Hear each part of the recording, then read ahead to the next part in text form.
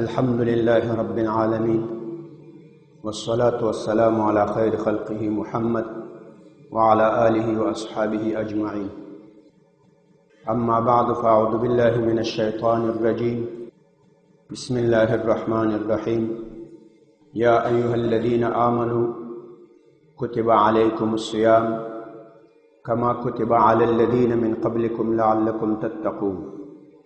قال رسول الله صلى الله عليه وسلم: بني الإسلام على 5: شهادة أن لا إله إلا الله وأن محمد رسول الله وإقام الصلاة وإيتاء الزكاة وصوم رمضان والحج أو كما قال صلى الله عليه وسلم. عزت مندو قدر منو دی الله تعالی ډیره مبارکه میاشت د روژې میاشت هغه موږ تاسو ته په خیر سره را روانه ده. انشاء الله تعالی راتلونکې جمعه به د روژې مبارکه ورځ وي، یا د جمعې یا د هفتې ورځ. نو ځکه به نن د روژې د بعضې مسایلو په ارتباط باندې یو څو خبرې وکړو. قدرمنو، روژه دا په مسلمانانو باندې فرض ده. دا کوم آیت شریف سمای تاسو حضور کی تلاوت کو پدې کې الله تعالی فرمایي: یا ایها الذین آمنوا، و ای مؤمنانو، کتب علیکم الصیام، پتا سي روزه فرض کړی شوی، کتب پتا سي لیکل شوی، پتا سي لازم شوی، کما کتب علی الذین من قبلکم، لکه په هغه کسانو چې کوم له تاسو نه مخکې امتونه په هغو باندې روژه فرض وله. لعلکم تتقون، دا د دې په خاطر تر څو په تاسو کې تقوا راسي، په تاسو کې پرهیزګاري راسي. په حدیث شریف کې نبی علیه الصلاة والسلام فرمایي: بنی الاسلام علی 5. بنیه بنا شوی، ولاړ ده، جوړ شوی ده. دا د اسلام تعمیر، د اسلام بلډینګ، دلته نبی اسلام تشبیه کړی ده. دا اسلام دا مشابه کړی ده له یو خیمې سره، له یو تعمیر سره، له یو بلډینګ سره. خیمه، تعمیر، بلډینګ هغه دیوالونه لري، خیمه ستنې لري، بنیادونه لري. لکه څنګه چې یو تعمیر په بنیادونو ولاړ وي، یو خیمه په ستنو ولاړه وي. که هغه ستنې وي خیمه به ولاړه وي. که د تعمیر بنیادونه دیوالونه وي هغه تعمیر به ولاړ وي. که هغه نه وي بیا به هغه تعمیر نه وي، بیا به هغه خیمه نه وي، که هغه ستنې نه وي. نبی اسلام همداسې تشبیه کړي: بنی الاسلام، ودرېدلی، بنا شوی، جوړ شوی د اسلام خیمه، د اسلام تعمیر علی 5 په 5 بنیادونو، په 5 ستنو باندې. که دا 5 ستنې وي سړی به مسلمان وي، د ده د اسلام خیمه به ولاړه وي، د ده د اسلام تعمیر به جوړ وي. که دا 5 خبرې نه وي د ده اسلام کې به بیا نقصان وي، بیا به دی کامل مسلمان نسی ویلی. هغه کومې خبرې دي؟ شهادت ان لا اله الا الله، گواهی ویل چې لا الله نه سوا بل الله نسته، وان محمد رسول الله، او نبی علیه الصلاة والسلام دی الله رسول ده. و اقام الصلاة، المنځ قایمول، و ایتاء الزکات، زکات ورکول، و صوم رمضان، او د رمضان روزه. 5 و حج البیت، یا والحج، دی بیت الله حج کول، زیارت کول په خپل وخت کې چې په چا باندې فرض وي. نو لدی آیت شریف نه چې کتب علیکم الصیام، او لدی حدیث شریف نه چې بنی الاسلام علی 5، اسلام بنا خیمه بلډینګ ولاړ ده په 5 ستنو. لدی دواړو نه معلومیږي چې روزه دا په مسلمانانو فرض ده. دا د اسلام، د مسلمان اسلام هغه په روزې او په لمانځو، په زکات او په حج، په شهادت التوحید، په شهادت الرسالت، په دې ستنو باندې د اسلام بلډینګ ولاړ ده. که دا ستنې، دا بنیادونه ول اسلام به وي، که دا نه و بیا به نه. روزه فرض ده. عزتمند، روزه دا به د رمضان په میاشت کې نیسي، هغې ته موږ تاسې د رمضان میاشت وایو یا د روزې میاشت وایو. دا روزه په موږ تاسې څنګه فرض کېږي؟ په حدیث شریف کې راځي، نبی علیه الصلاة والسلام فرمایي: صوموا لرؤیته و افطروا لرؤیته. وایي تاسې روزه ونیسئ د میاشتې له لیدلو سره، و افطروا، او بیرته افطار وکئ، روزمات وکئ، عید الفطر وکئ، لرؤیته، د میاشتې له لیدلو سره. نو مسلمانان به میاشتې ته ګوري، کله چې دغه د شعبان میاشت له رمضان نه مخکې میاشتو ته شعبان وایي. دا اوس چې موږ تاسې پکې روان یو چې دغه د شعبان میاشت 9 تاریخ سي مسلمانان به میاشتې ته ګوري، د رمضان میاشتې ته. که میاشت ولیدله بس سبا ته به دوی روزه نیسي. بیا چې روزې دې ونیولې 9 روزه چې راغله بیا به میاشتې ته ګورې. که د میاشت ولیده د شوال د وړکي اختر بیا به روزه وخورې. دا د حدیث شریف مطلب شو. صومو روزه شروع کوي ونیسئ لرؤیته للیدلو د میاشتې د رمضان سره. و افطرو او بیا افطار وکئ روزه وخورئ اختر وکئ لرؤیته چې د شوال میاشت ووینئ. اوس نبی علیه الصلاة والسلام وایي که د میاشتو نه لیدله وریځ وله په اسمان کې ګرد و غبار و میاشتو نه لیدل شوه وایي فإن غم علیکم که په تاسې باندې تیاره شوه میاشت په تاسې باندې پټه شوه فاکملوا العدته بیا تاسې پوره کړئ دا شمېره 30 ورځې بیا 10 ورځې پوره کړئ. 10 ورځې څه مطلب؟ د دې علماو 2 تفسیره کړي. وایي که په 29 تاریخ د شعبان تا د رمضان میاشتې ته کتل او په تا باندې تیاره راغله وریځ وله په اسمان کې ګرد و غبار و میاشت دې ونه لیدله فاکملوا العدته ته پوره کړه شمېره د شعبان 10 ورځې. شعبان 10 ورځې پوره کړه. شعبان چې 10 ورځې پوره سو په شرعي میاشتو کې یو 10مه نسته بس سبا ته روژه ده.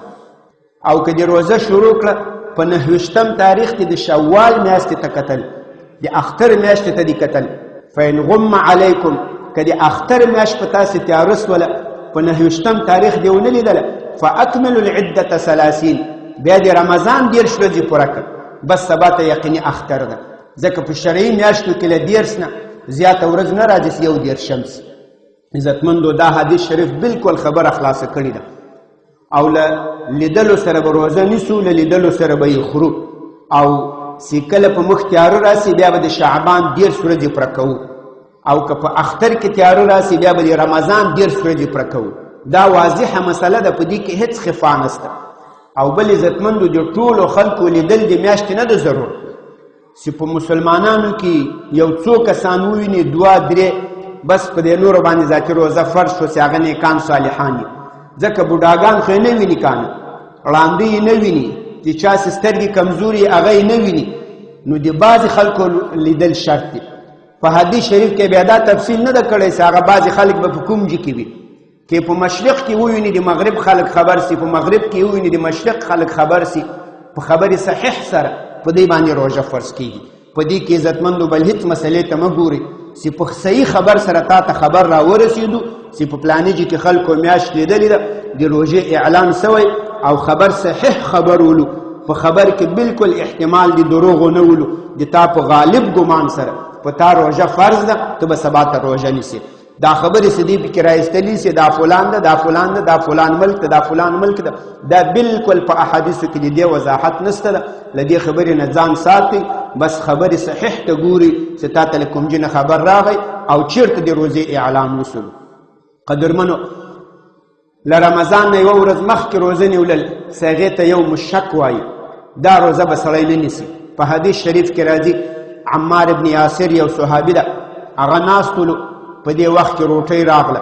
دا له رمضان نه یوه ورځ مخکې ورځ وه چې روټۍ راغله یو ګډولو یو پسه و دا یې کباب کړی و ورید کړی و داسې راغلل ټول راوړاندې سول.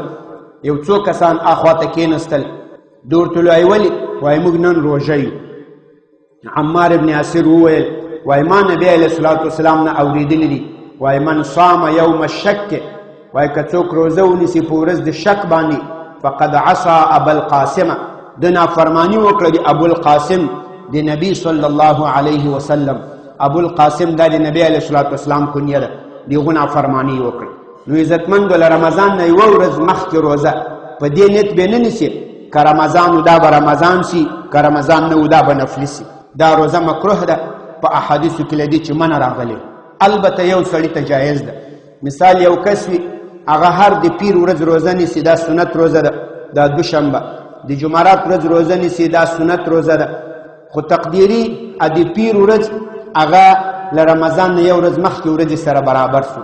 یا د جمعرات ورځ چې ده به نفلي روژه نیوله هغه د رمضان له یو ورځ مخکې روژې سره برابر سو دا کسی بیا نیولی سي په دې په حق کې بیا دا حدیث شریف وعید نشته ده چې فقد اعصى ابا القاسم، ځکه دو خو د شک په نیت نه دی نیولي، دی خو خپل عادتي سنت روزې نیسي.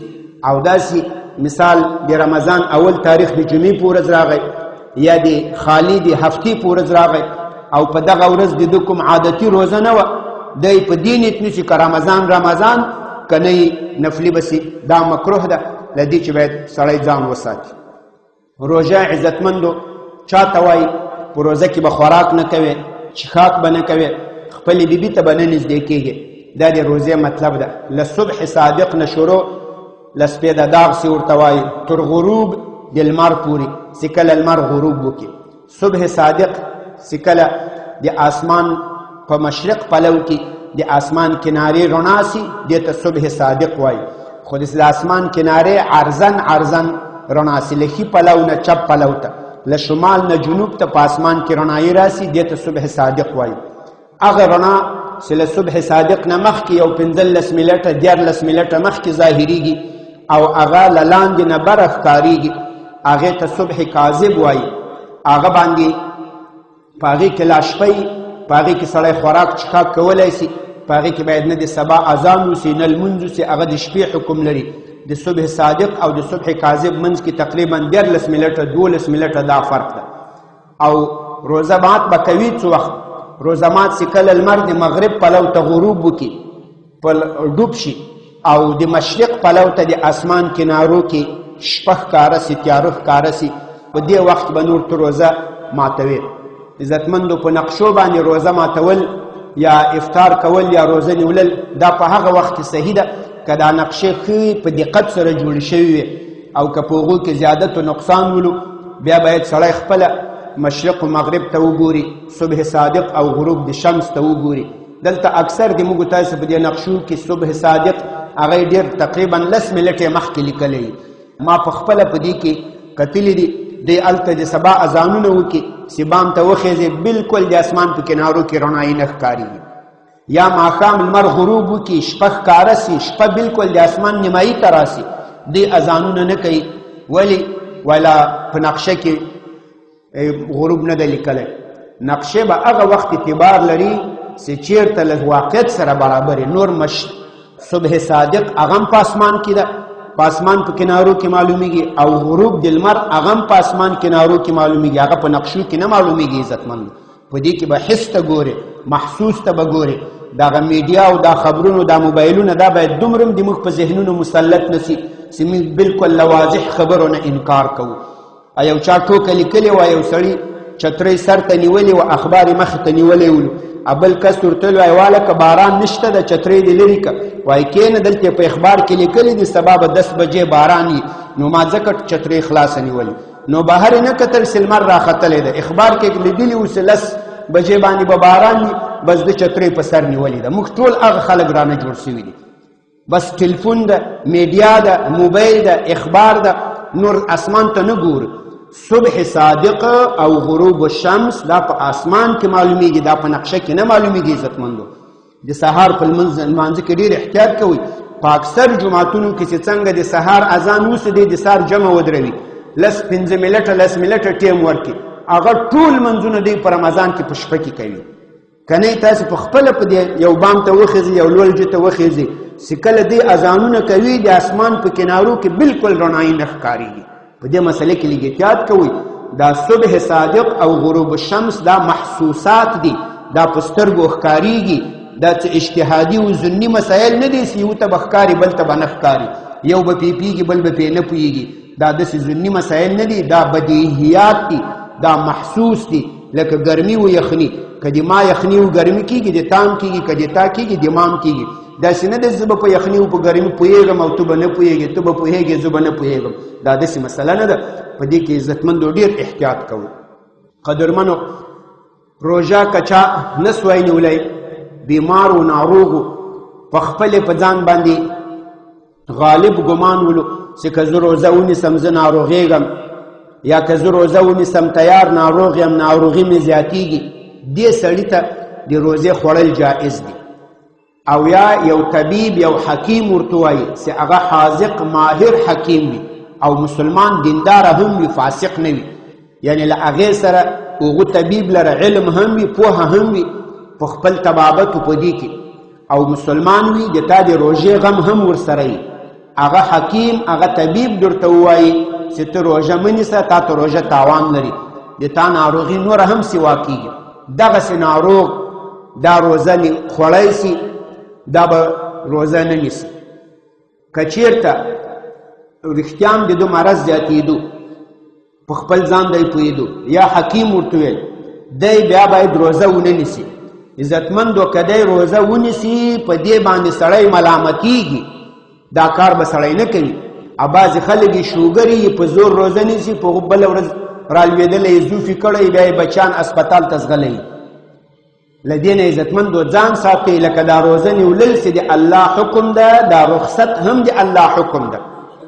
کتب علیکم الصیام دا هم د الله حکم سو وعلى الذین یطیقونه فدیة طعام مسکین او هغه کسان چې هغوی طاقت د روژې نه لري د روژې طاقت له دې نه سلب وي په هغوی باندې فدیه ده چې هغه طعام د مسکینانو ده نو ابل آیت شریف کې الله تعالی فرمایي فمن کان منکم مریضا او علی سفر که څوک وي له تاسې نه ناروغ یا په سفر روان فعدة من ایام اخر نو کوم کس چې بیماري زیاتېږي ډاکټر ورته ویلي روژه به نه نیسي د تا شوګر ده د تا مثال د ګردو تکلیف ده د ګردو تکلیف ته هم روژه تاوان لري دا سړی به بیا روژه نه نیسي کې ونیوله په دې کې دی ملامت ته عزتمندو کېدی سي الله تعالی په دې روژه نیوللو دی ونیسي په یو حدیث شریف کې راځي صحیح حدیث ده وایي نبی اسلام په سفر باندې روان و یو ځای بیروبار ولیدل ګڼه ګوڼې ولیدله یو صحابي ته یې ویل تاسې ورسئ وګورئ چې دا څه چل ده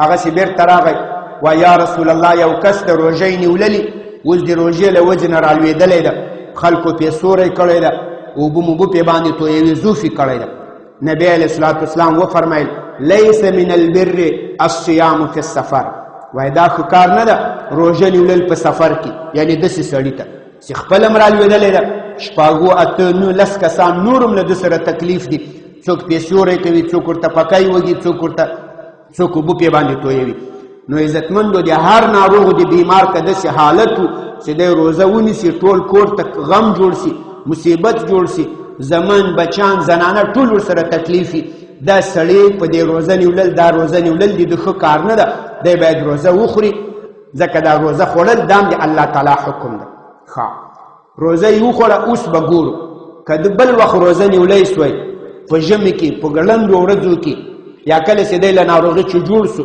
بیا به د روزې قضایي راګرځوي دا څومره ورځې روزه چې ده خوړلې دي هغې به قضایي راګرځوي او که د بل وخت هم توان نه درلود بس ورځ په ورځ دی کمزوری کېدو یا ورځ په ورځ دی بوډا کېدو دی به بیا د خپلې روزې فدیه ورکوي چې هغه فدیه مسکینانو ته طعام ورکول دي نیمه پیمانه غنم یا یوه پیمانه اوربشې جوارو ممیز دا به ورکوي چې تقریبا له 100 کالدارو سره برابرېږي د هرې روزې په بدل کې به 100 کالدارې ورکوي 10 روزې 3000 روپۍ دا به یو فقیر یو مسکین ته به یې ورکړي بس د ده د روژې هغه وجیبه فریضه به له ده نه ساقطه سي خو دا په حق د هغه بیمار کې چې د هغو تمه نه وي چې زه نور روغېږم او زه په روزه نیوللو باندې قدرت پیدا کوم او کوم ناروغ بیمار چې دی تمه لري چې زه وروسته جوړېږم بل وخت نیولی سم هغه به بیا قضایي راګرځوي زنانه عزتمندو چې بچي ته پی ورکوي بچی وړکی وي هغه ته پی ورکوي دا زنانه ډېره وږې کېږي ډېره تږې کېږي لکه موږ تاسې په اندازه هغې ته دوچند هغې ته ډبل تنده راځي ډبل لوږه راځي نو دغه زنانه کوم په دې پوهېده چې زه روژه ونیسم زه خپله کمزوري کېږم وږې کېږم تږې کېږم بس مازدیګر و ماښام به مې زوف کړی یا مې بچی وږی کېږي تږی کېږي ټوله ورځ به ژاړي نو دا زنانه به هم روزه وخوري بس بچی ته به پی ورکوي کله چې ژمی سو یا بچی له پیو نه بیل کو بیا به خپلې قضایي ورځې راوګرځوي هذا القیاس دی یو زنانه په ګېډه باندې بچی وي حامله وي دا پوهېږي که زه روژه ونیسم په هغې باندې مې لوږه او تنده د موږ تاسې دوه برابره وي که هغه زنانه هم په دې پوهېږي که زه روژه ونیسم زه تکلیف کېږم یا په ګېډه کې مې بچی تکلیف کېږي هغې ته دا خبره محسوسه وي دا معلومیږي نو هغې ته م اجازت شته چې دا روزه وخوري بیا چې کله بچی پیدا سو د دې قضایي راوګرځوي. او بعضې زنانه هغه تکړه وي، صحت مضبوط وي، نو هغه کولی سي له دې سره سره روزه ونیسي، بلکې لا اسودی نو که روزه ونیسي دا بیا ډېره ښه خبر ده. سفر کې هم همداسې د عزتمندو که سفر باندې سړی روان و، که دی پوهېږي چې زه روژه ونیسم ما ته څه تکلیف نشته ده، نو بیا روزه نیولل دا ثواب لري. او که دی پوهېدو چې زه روژه ونیسم بس رالوېدلی به یم، لکه هغه حدیث شریف کې چې راغی نو خلک به څوک راته پکی وږي، څوک به اوبه راباندې تویوي، یا که روژه ونیسم بس لانډیوالانو سره به مې لانجه په سفر کې، له ډریورو کلنډر به مې تر مرۍ نیولي. نو داسې سړي ته بیا روژه نیولل افضل نه دي، د روژې خوړل ورته افضل دي. ښه په آرامه به خپل سفر وکړئ، خوراک و چښاک پکې کوه، چې کله په مقیم سوې آسوده سوې په آرام سوې بیا به د خپلې روژې قضایي راوګرځوې. عزتمندو په پېشمنۍ کول په روژه کې دا سنت مؤکد ده، دا ډېر ثواب لري. نبی علیه الصلاة والسلام فرمایي تسحروا، وایي پېشمنۍ کوئ، فإن فی السحور برکه، یقینا په دې سحور کې په پېشمني کولو په دې کې برکت ده. بعضې خلک نسي راپاڅېدی یا پاڅېدل پې باندې بوجي، وایي هغه که نور بلکل پېشمنۍ نه کوي، وایي دومره دې وکړي راپاڅېږي، یوه کجوره دې وخوري، یوه مړۍ دې وخوري، یو جام پی یو ګلاس اوبه دې وڅښي، په دې نیت باندې چې دا پېشمنۍ وسي، دا د پېشمني له ثواب نه دی محروم نسي. پېشمنۍ ډېر ثواب لري، دې ته د ثواب په نیت باندې راپاڅېږي عزتمندو. او پېشمنۍ چې څومره ناوخته سي داخله، یعنی صبح صادق ته په اخیر وخت کې وشي، داسې نه چې صبح صادق شوی ته پېشمني ته لګېدلی هغه بیا روژه خرابېږي، بلکې چې په آخره شپه کې دا پېشمنۍ وسي دا ډېر ثواب لري. په حدیث شریف کې راځي وایي لا یزال امتی بخیر، تر همیشه به د ما امت په خیر باندې، ما اخر السحور وتعجل الفطور، وایي تر څو چې دوی په پېشمني کې وروستوالی کوي، تأخیر کوي، او په افطار کې تلواره کوي، عجله کوي. عزتمندو افطار روژه مات په دې کې به سړی عجله کوي، تلواره کوي، چې څرنګه وخت داخل سو اذانونه وشو نور به ته افطار کوي. نبی علیه الصلاة والسلام وایي تاسو په افطاري کې عجله کوئ، وایي تعجلوا فی الفطور فإن اليهود یؤخرونه، وایي تاسو په افطار کې تلواره کوئ، یهودیان تأخیر کوي، یهودیان په افطار کې رستوالی کوي، سلمان غروب وکړي دوی روژه نه ماتوي، یو څه وخت انتظار کوي. بعضې خلک دي چې اذان واوري دی روژه نه ماتوي، وایي ولې؟ وایي ناسم شپه نه ده راغلې، ګوره اده په آسمان کې جاز روان په جاز باندې اده لمر لوېدلې ده، او وریځو ته ګوره په وریځو باندې لمر ده. دا عزتمندو له ځانه خبرې دي، دا خلاف د سنت ته، بلکې چې وخت داخل سو اذانونه وسو نور به په دې خبرو پسې نه ګرځي چې په جاز باندې لمر پروت ده او په وریځو باندې لمر پروت ده. عزتمندو فتاوای شامی ابن عابدین د حنفي فقه یو معتمده فتاوا ده، په هغې کې لیکي وایي که د مسجد یو مناره وي، د منارې په سر کې یو کس وي، هغه ته لمر ښکاري، خو دا لاندې په جومات کې چې کوم سړی ده دې ته لمر نه ښکاري، د دې په ذهن کې دا داسې لمر غروب وکړو، وایي دغه سړی روزه ماتولی سي، دا مسجد کې چې لاندې ده، او د منارې په سر چې لمر ورته ښکاري هغه روژه نسي ماتولی، بس د هغو په نس باندې لا ورځ ده او د دغو په نس باندې ماښام ده. مناره چې ډېره جګه سي، خو دا به 20 متره 25 متره به دومره زیاته، خو هغه نه وي جګه، په دومره اندازه کې عزتمندو تو باید تشدد ونه کې، سختی ونه کې، بس افطار کوه. او جاز خو زرګونه فټه لوړ روان وي، وریځ خو سینه یم 500 200 300 میټره بره وي، په هغې خبرو کې عزتمندو دا تکلف مه کوئ. الله چې د په ټوله ورځ چې د الله ته روژه نیولي وه په دا 2 منټه 3 منټه تکلف باندې الله تعالی له تا نه خوشحاله کېږي چې ته اوس دلته په ځان بوج راولې، په ځان باندې تکلیف راولې. دا عزتمندو د روژې بعضې احکامو چې بیان هم کړل، انشاءالله ټولو ته به معلومي، بار بار هم ویلي دي، بیا هم که د چا په کومه مسله کې چې شک کولو هغه د کوشش وکړي، له استادانو له ملایانو له دې نه د تلیفونو د وټساپ په دې طریقه باندې تپوس وکړي، انشاءالله د دې مشکل به ادا سي. قدرمنو یوه خبر په دا اخیر کې کوم، دا د کفر د اسلام مقابله دا له پخوا نه را روانه ده، د تیرو انبیاو ابراهیم علیه السلام، نوح علیه السلام، موسی علیه السلام، عیسی علیه السلام، د موږ تاسې نبی محمد صلوات الله علیهم اجمعین. دا را روانه ده. همیشه سي دا د کفر د اسلام مقابله په دې کې دا کافر قوت کافران دا د زورو د جباریتو د ظلم دعوه اول کوي، خو کله چې شکست را نږدې سي بیا دیم د دین خوا راونیسي، بیا دیم د اصلاح خوا راونیسي. اول دی فساد کوي، لکه اوس د موسی علیه السلام او د فرعون مقابله وه. فرعون اول د خدایي دعوه کوله، وای انا ربکم الاعلی، زه د تاسو وای هغه لوی خدای یم. فساد کول، د بني اسرائیلو ماشومان یې مړه کول، جنکۍ ژوندۍ پرېښودلې.